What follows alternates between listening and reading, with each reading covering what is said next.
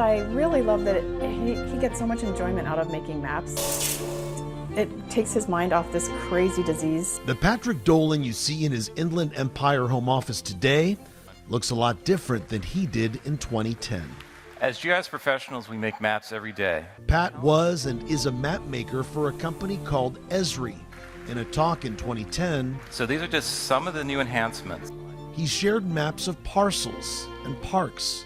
These days, using only his eyes, he's making maps to serve the ALS community.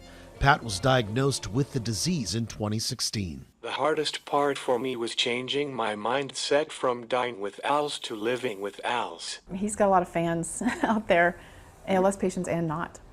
ALS is a neurodegenerative disease that robs the body of all muscle function. When he was diagnosed in 2016, Pat, with his wife Mara, was on his feet enjoying a hike. Just a year later, he was in a wheelchair. And by 2019, he needed a breathing tube, and now he gets by with just his eyes and his brows.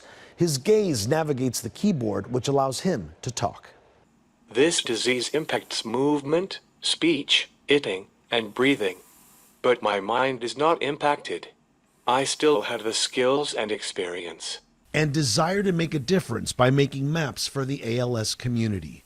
I'm currently working with the World Health Organization on mapping ALS clinics worldwide.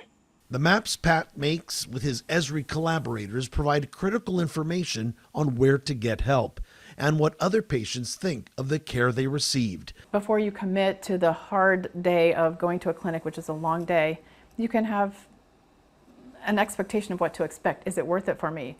Do they have a good respiratory therapist? Oh, they don't right now. I'm not going there. Beyond mapping clinics, Pat's goal? Accelerate research. What is your favorite map? The environmental risk factor maps. Pat is mapping where people with ALS live and their proximity to toxic Superfund sites. He's also mapping representatives in Washington and their voting record on sorely needed funding for ALS support. You hear that, you're dying, get all your affairs in order. By the way, go, get your bucket list checked off. You have 18 months at the outside. Tell all your family. You got to tell your family. Have fun with that. And the most important thing is don't stress.